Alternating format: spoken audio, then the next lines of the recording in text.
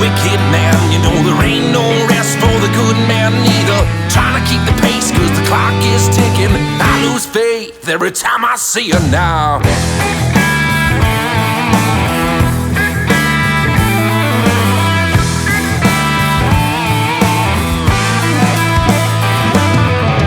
No time for the old man, I ain't holding the hand of the young man neither. I'm headed down to the land of the wicked, gonna kick it with the freaks and the non-believers.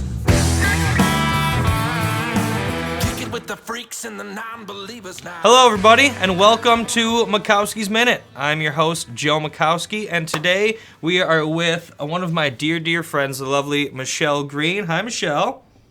Hi, Joe. And we are talking about Eat a Peach. I'm good, darling. I'm sorry. No, that's good. Talking about Eat a Peach from the Almond Brothers. Now, man, I really never got into the Almond Brothers until I joined the Gypsies, because those guys are just all about, I mean, especially Neely is just, Almond Brothers. So, it was released in February 72, following the death of Dwayne Almond, and we'll get to that in a minute. They started recording in summer 71. They recorded some of it at Criteria Studios in Miami, Florida, and a lot of it is also off of the Fillmore East, their show, because they were recording in the midst of Dwayne passing away and everything. And when I did start to get into the Almond Brothers, due to the band, and then, greatly because of Michelle lending me this album and stuff, they have two drummers. Switching on and off here, there, but, I'm a drummer. I was just like, what? Right? So that's just cool. And back in the day, it hit number 4 on the Billboard's weekly charts. It stayed there for about 2 weeks in April of 72. So let's just get into it. Let's get right into it. What's your favorite kind of track on here? And is it from the Fillmore? Is it from one of the recordings? Is Dwayne on it? Why is it your favorite? Wow. So glad you asked that, because you don't need a gypsy to tell you why this is my favorite album. I'm sorry. I've been waiting to use that line since we talked about that.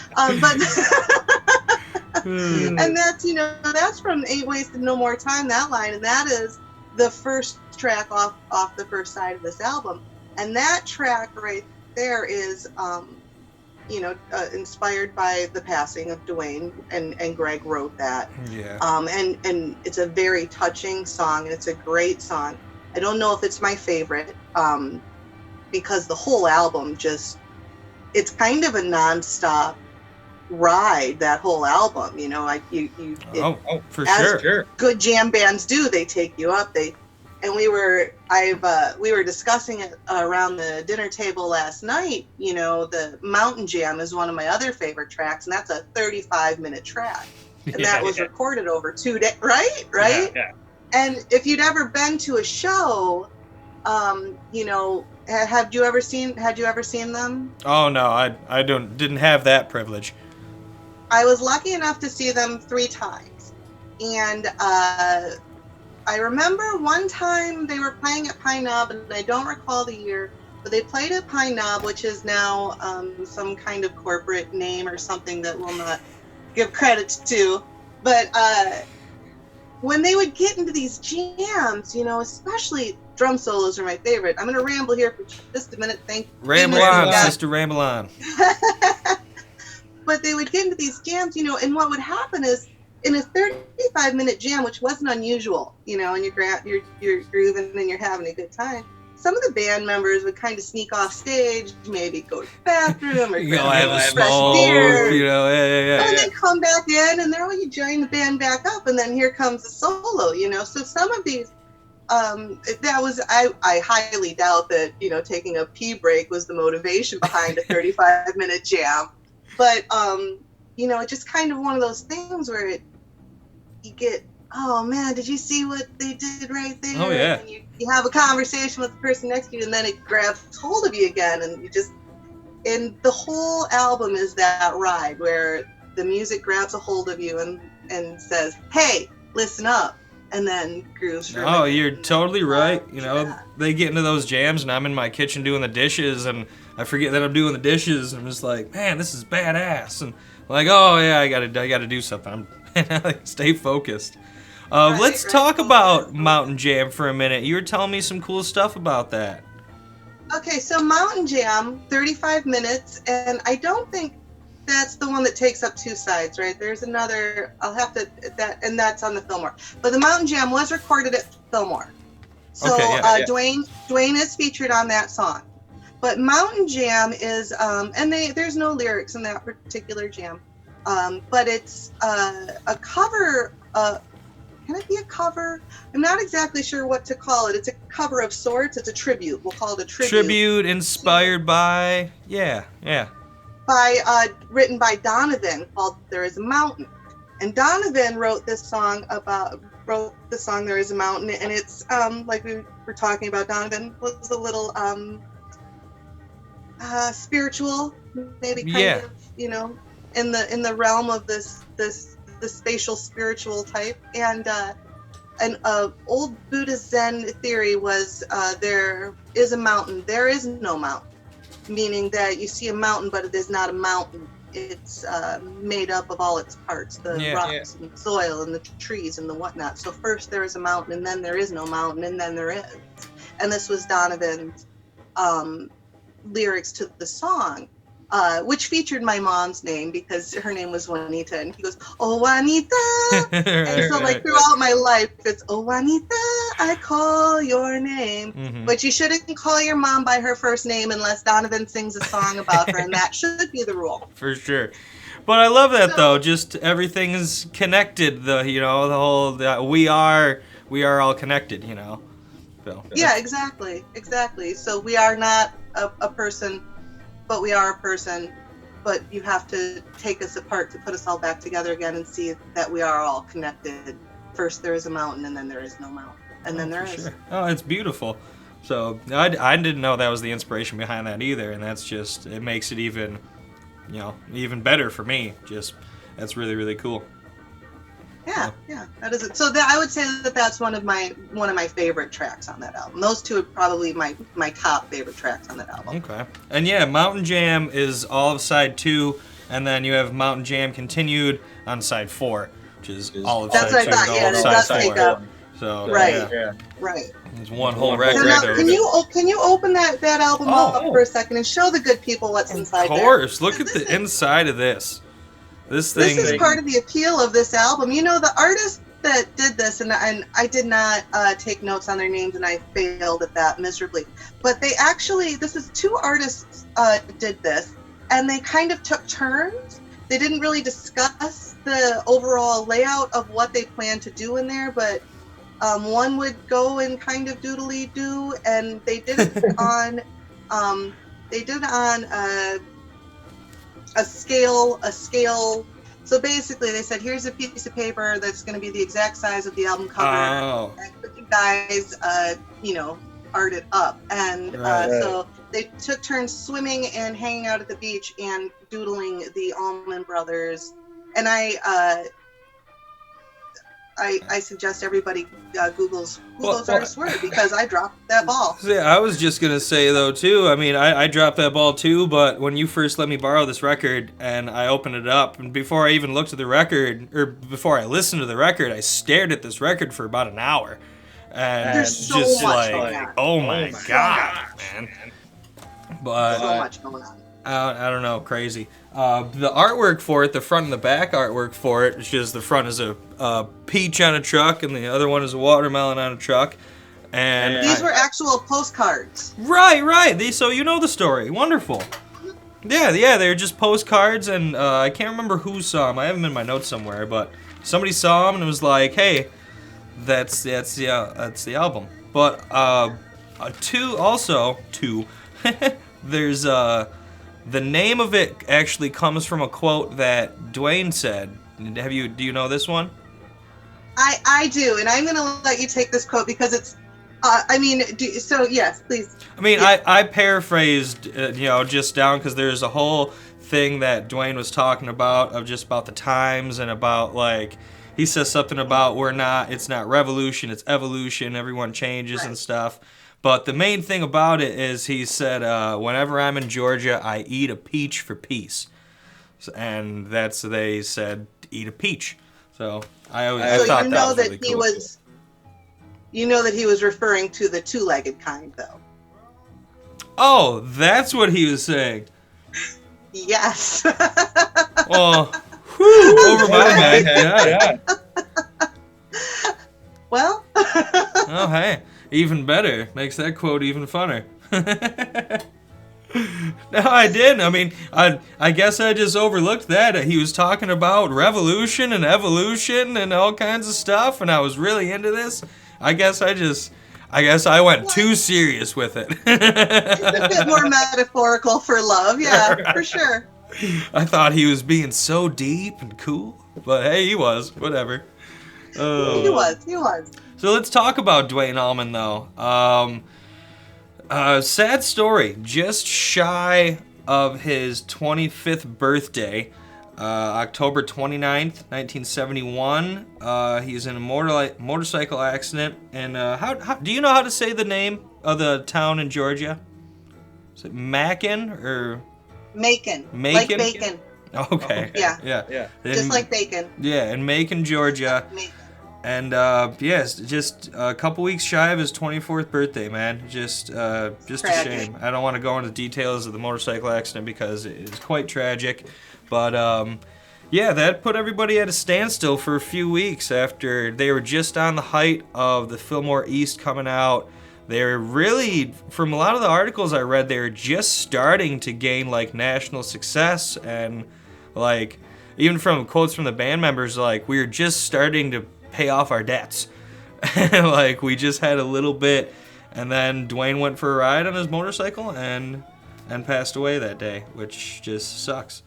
So yeah, but yeah, he's the king of the slide guitar. Yes, he was. I heard Dwayne did some guitar work for Aretha Franklin. Dude, Dwayne did guitar work for everybody. I was actually reading like they can't really narrow down his whole discography because even being a session musician, they said he would walk into the studio, play something for somebody that needed something, they'd give him cash and he'd walk away and he wouldn't even have a music credit. So, but right, I'm sorry, right. What were you saying? Just well, I mean you made my point exactly. Oh yeah. Dwayne. So my recommendation when we get to meet up again, I'm gonna trade you the Eat a Peach album for the Dwayne Almond anthology 1 and 2, and because I want to say that there is now volume 2. He's playing here with Aretha Franklin, King Curtis, Otis Rush, Wilson Pickett, just to name a few. Boz Scaggs, Ronnie Hawkins, Delaney and Bonnie. These two. Oh, and the list goes on. Right here. This is what we're talking about when you're talking about Dwayne doing these little bits of music, these session musician recordings. Well, he is a session guitar player in Muscle Shoals at Fame Studios, and so those 2 albums are a collection of those bits that he got to put together. There is a Gilded Splinter that just, and I forget who he did that. I want to say it was Walk on Gilded Splinters with Johnny Jenkins. If you get a chance to Google that later, that song right there is just like, don't get it, don't. I'm not gonna torture it, but it's killer. Oh, that's awesome. I will definitely look that up later. All right. Oh, but I mean, Muscle Shoals is just a famous studio to begin with, and him and Eric Clapton, I guess, were really, really big, just like best friends, and I guess it was from the Wilson Pickett album that Dwayne played Hey Jude on, and Eric Clapton heard that guitar line and was like, whoa, who did that guitar? Who is that guy? Gotta know. And Right. that's just sparked a relationship between them.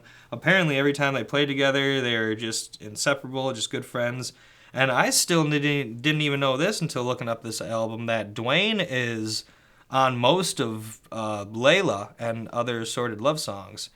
And, like, the whole ending is Dwayne. I didn't even know that. Like, you know? Like, I didn't realize I was such a big Dwayne Almond fan and Almond Brothers fan until I heard all the other songs that they're, oh, yeah, that's the Almond Brothers. Oh, that's Dwayne. It's like, oh. He could have quite possibly ruled the guitar world. Well, he's only 24 at the time. It's like, damn.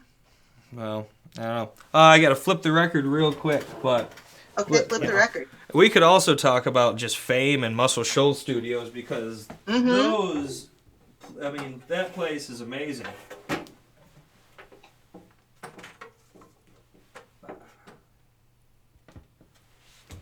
I love that part. That's where, like, now, boys and girls, hold on right here while we flip the record. I should have done that. This is we're going to go to our commercial break right now. Right. You can't get that tactile. Vinyl is where it is. And, you know, you get, like, the smell. 40-something. Oh, like guys, you know. This album's 50 years old now? Yeah. Well, I mean, we're talking about vinyl, like I said, when I opened this up, before I even listened to the music on it, I stared at this for an hour. I read all the inside notes on it, and who engineered, and who the guys were, and read through the lyrics, and, like, that's the whole thing of looking at the art, looking at this whole product that somebody, you know, it was a year before it was made, it was just an idea, it was nothing, and, you know, we made it, here it is, and it's just so cool, so. It is, I agree, wholeheartedly. Okay, but Wholeheartedly. where were we? We talked about Little Muscle Shoals, we talked about Wilson Pickett. Oh, I mean, not to keep being sad, but let's go back to Dwayne's death real quick. Well, I guess not Dwayne's, but a year after Dwayne had died, you know, Barry Oakley.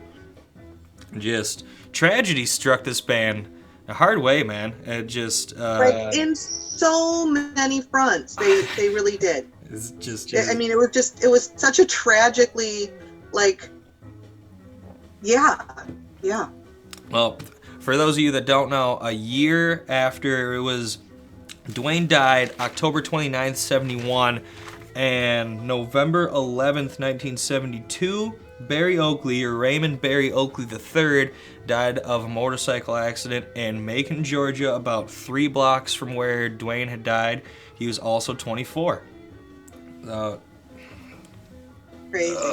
To be in that band, though, I mean, I'd have probably called it quits, you know, like, man. So, you know, they had a manager who was found not guilty, and we can get into this story more, but he was found not guilty by reason of insanity. Right. And he laid out his insanity defense that touring with the Almond Brothers drove him insane.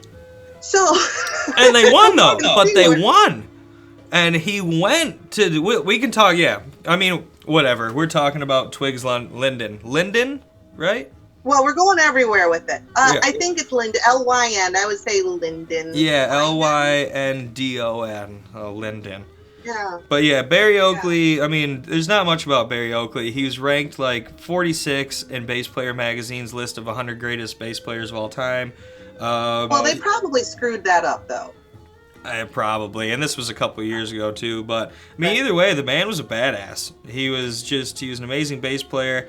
To be a bass player and keep up with every other musician in the Almond Brothers band is and two drummers. Like, you got to be a badass. But again, just another tragic death. But as you're saying, Barry Oakley is the cause of their road manager, Twigs Linden. I'll let you go on that. You were the one to look it up, and you showed me. I don't know about the cause of, but what happened was they played a gig, And this was, I want to say, 1970, and so it was before the Fillmore gig. You're right. You're right. So, and they were going to get paid $1,000. Now, in 1970 dollars, $1,000 for a band who hasn't really had a chart-hitting album yet, that's pretty big money. Yeah, I think. I would assume. I mean, it's not, those are not, that was 1954. Hey man, that's big money for me nowadays. So, the venue owner paid Barry $500 and said, "Well, I'll give you the rest if you do this other gig." Kind of like, and bass players, they're kind of always that guy who's just like, "Well, okay, I'll talk to the guys." He wasn't going to leave with like $0, right? But it was clear that this venue owner was not going to give them the full amount. So, thank goodness he walked away with something. Well, that's why you got a road manager, though.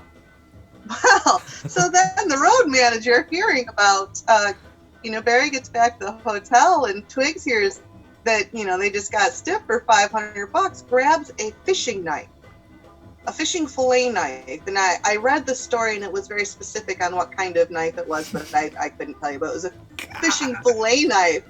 Went back to the venue and stabbed the guy, who bled out and died. Yeah, he died. That was Buffalo, New York. That was April 30th, 1970 in Buffalo, New York. Yeah, he killed that guy. He did, but then he pled not guilty.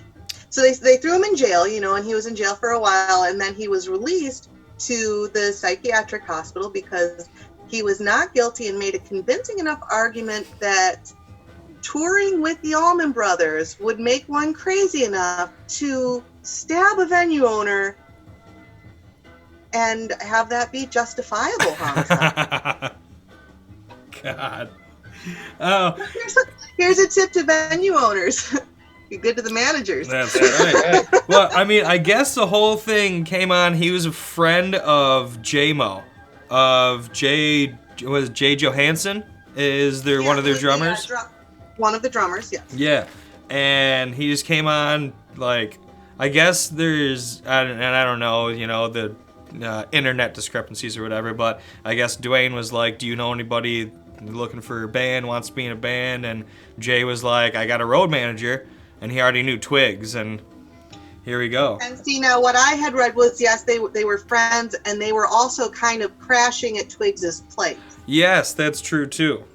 Yeah. So, and you would know as well as any musician, I would think that when you're touring, when you're jamming, when you're playing, that your friends become part of the band, and the band becomes your friends, and that's how that works, That's even after Twigs got out of jail, he just went and worked back with the band at the studio and stuff, didn't he?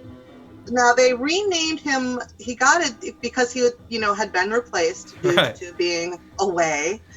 But he handpicked his replacement. Right. So, but he was like a production manager, or he wasn't road manager anymore. That would have been, right. I mean, clearly if you mounted a successful defense of insanity as road manager, maybe not taking up that position again is probably the best way to go about it. Right. But he did take on another management position, yeah. But it's funny, though, because most of the guys, the band, his friends, described him as kind and thoughtful person, but kept you on edge when you were around him. Give you the shirt off his back, but then rip it right back off you. So, I don't know. But that was the Almond Brothers road manager for a couple of years there. And but it was a shame because they even said that Twigs was really beat up about it because he found out about Dwayne while he was in prison. And, just being away from your friends and being together that long, being away from your family, and something goes wrong like that, right. That's just too much. The tragedy runs a little deeper with Twigs as well.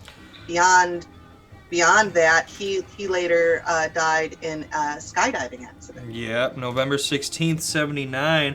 Well, he was actually working on a tour with another band or something too. Like he just had a free day and wanted to go skydiving or something. But he was an avid skydiver. Oh. So he did it quite often. There was some rumor, and I want to, make the disclaimer that it was rumor, and I read, that it was rumor that maybe he was depressed and purposely didn't pack his chute right. Right. But that, that's all a bunch of horse hooky. Of course. Rumors. I've read about those rumors too, and there's a lot, even from eyewitness accounts, people that were like, that's not what happened. It was the teen jump. Yeah. And everybody said that his chute wasn't going. He pulled his backup chute and that didn't work. And from the person that was closest to him said it looked like he panicked, went into a shock, and lost his consciousness. And then, passed away from that. From what I read, they were jumping at 8,500 feet, which is high. It's not the highest. It is quite high. It is quite high. So, yeah, I wouldn't want to fall from that height. I mean, that's... So yeah, Twigs. Man, Twigs, Barry, Dwayne. But, the Almond Brothers, they kept going on. They had brothers and sisters come out after that. I believe I was reading they had a picture of, I think, Barry's daughter on Brothers and Sisters. Yeah, there you go. And, just kept it going for the family, kind of. So let's cheers to those three with my coffee or whatever. Cheers. Cheers. And on a good note, with little tragedy, Geraldine Almond. Yeah. Mama Almond. Mama A. Lived to a ripe old age of 98 years old and passed away in 2017. Yeah, man. God. Hey, good for her. Talk about a proud mama, though, to have boys that could make those kind of noises. Yeah, for sure. And I didn't write this down, unfortunately, but there was something about how Twigs had actually traded Greg for Dwayne's guitar back in the day for like a 39 Ford or something like that. I don't know if that's true or not. I didn't dive too much into it. I kind of ran out of time.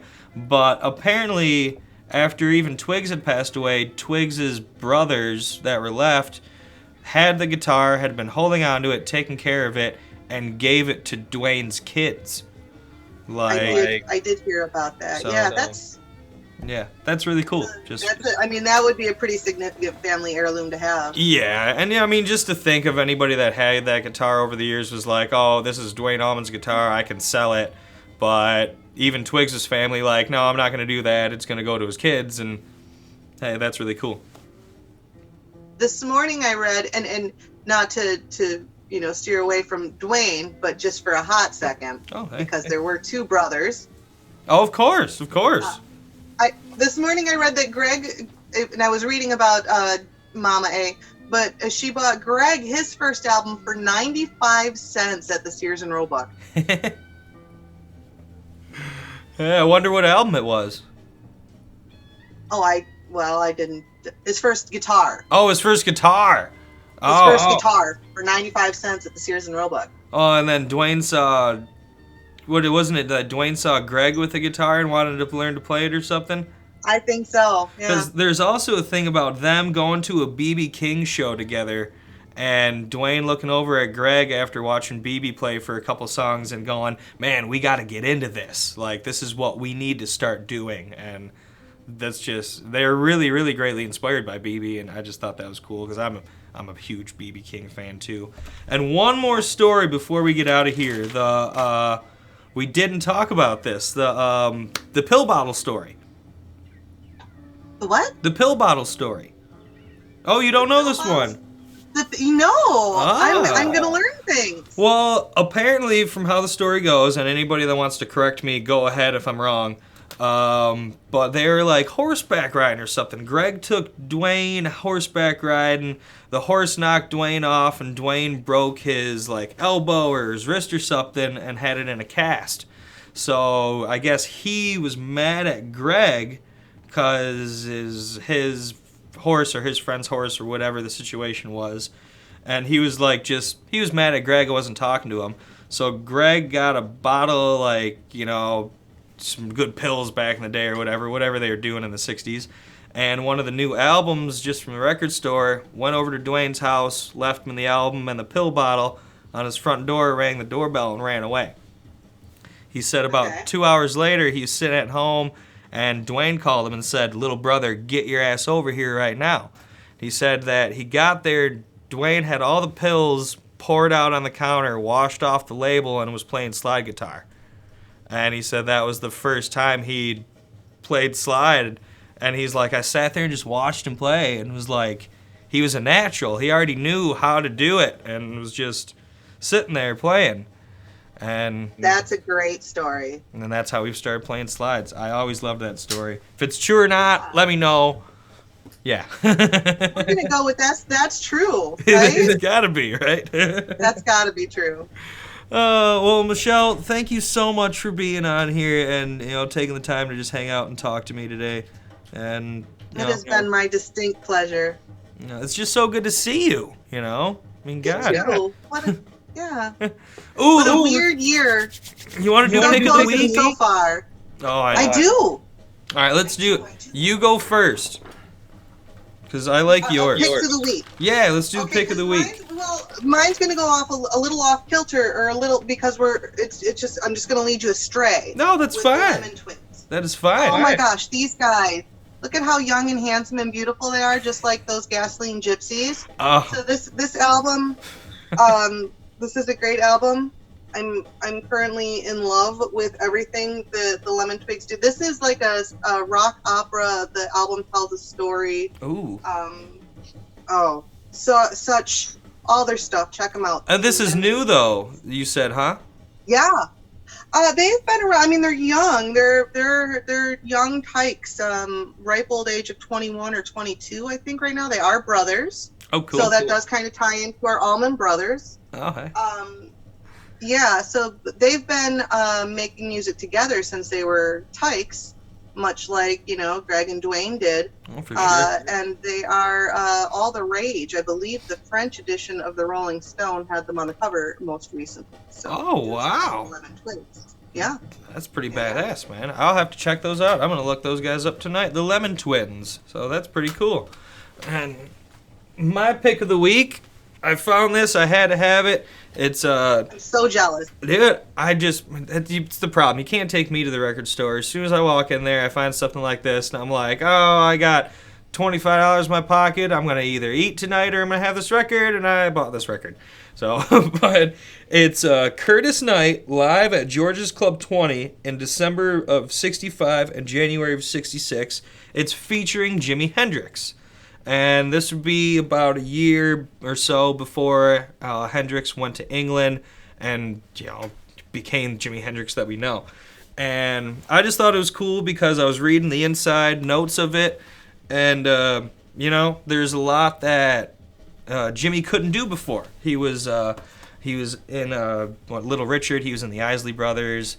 And they kind of kicked him out and told him to get out because he was too flamboyant and too wild. He's Jimi Hendrix, man. Can't tie him down. But he hooked up with Curtis Knight, and Curtis Knight was just kind of like, hey, have at it. So there's some songs on here that Curtis is singing. There's some songs on here that Jimmy is singing. And there's pictures all over the album of Jimmy playing with his teeth and behind his back. So that's the pick of the week. Curtis Knight live at George's Club 20, featuring Jimi Hendrix, the Lemon Twins, and records that we saw, picked them up. Twigs. Like branches of twigs. The Lemon Twigs. My I'm so impression sorry. of a twig. Yes. Yeah. Well, thank you so much again, Michelle. It was lovely seeing you. It was great to have you on here. And join us next week when we are going to be talking about A Farewell to Kings by Rush. We're going to have Jonah Minsky, the drummer of Loxodon. You know Loxodon. Love that band. And you're one of your best buddies, bass player now. Chris Day. Oh, yeah, Chris Day. Was in that band? Mm-hmm. What's that other guy's name?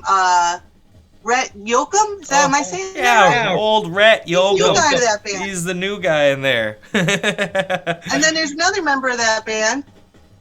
Ooh, Joe Naminsky? Yeah. Oh, yeah, Naminsky. Well, yeah, Naminsky. And they just got a new keyboard player, I think, but I'm not sure. It's a great band. Loxodon. It's a great band. And just Rhett has always been one of our closest friends. He's a killer musician. If you check out Loxodon, check out Rhett Yoke and Blues Band, check them all out because they're just awesome. I love those guys. So. Agreed. Oh, thanks again, darling. I love you so much, and I'll talk to you soon. Yeah. Okay. Bye-bye. Bye.